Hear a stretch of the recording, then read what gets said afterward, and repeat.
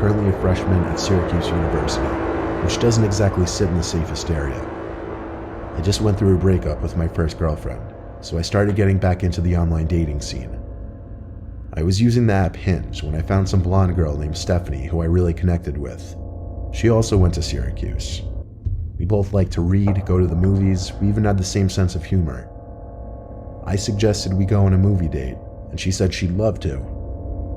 She told me to meet her at some specific point near campus and she'd pick me up. So, around 9 o'clock, I waited on some corner of a normal neighborhood block, waiting for Stephanie. She asked me to share my location with her, and so I did. A few minutes later, I saw a car turn down the street and start approaching me. Then it stopped in front of me, and the driver rolled down the window. It wasn't Stephanie though, but some old random guy. He asked what I was doing alone out here, which was insanely weird first of all. Then I said I was waiting for someone. He asked if I was waiting for Stephanie, and I said yeah, how'd you know? He said he was Stephanie's father, and told me to hop in so he could give me a ride to her. I took a good look at him, and he looked a little old to be her father, to be honest. I'm no idiot when it comes to sketchy situations, so I said in a firm voice, "Why didn't you tell me you'd be picking me up?" He claimed he didn't trust a random guy meeting up with his daughter, and wanted to meet me first. I took another good look at the man and didn't say anything. I simply started walking away in the opposite direction from where his car was facing.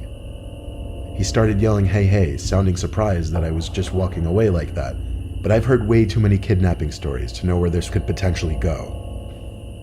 I heard the guy's car moving, and I turned to make sure he wasn't doing a U-turn to follow me. I breathed a sigh of relief when he drove straight and turned left out of sight. I continued walking down the block towards campus. I got to the corner of the block and was just about to make a turn when I noticed what I was pretty sure to be the same car the man was driving, just parked on the side of the road with the light shut off.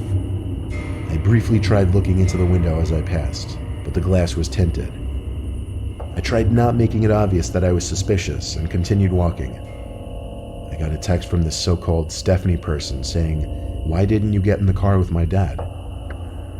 I ignored the text and continued walking. I kept looking back to see if the car would move. When I got to an intersection in the road, I turned right and then full-on booked it in the direction of campus. Surprisingly, I wasn't followed. I made it back to campus out of breath and started walking to my dorm building. I felt like I heard footsteps following me though. I thought maybe I was being paranoid, but when I heard a piece of broken glass being kicked by someone's shoe, I knew I was being tailed. I made a point of ducking down behind a van and stopping to give me time to listen for where their footsteps were coming. They were a few cars away from me. Then I remembered. I never stopped sharing my location with Stephanie, or should I say that man. I saw him. It was that old man. He was approaching from between two cars across from me. He yelled something that I didn't fully understand, but it sounded like he said, "Come back and I'll take you to her." He had to be like 60-something. There's no way he would catch me if I sprinted.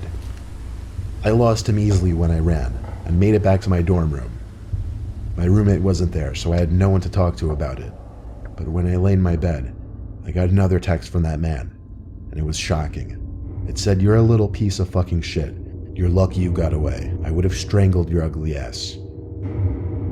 I still had the screenshot. I replied saying thanks for the threat, it's going straight to the police, and I blocked his number.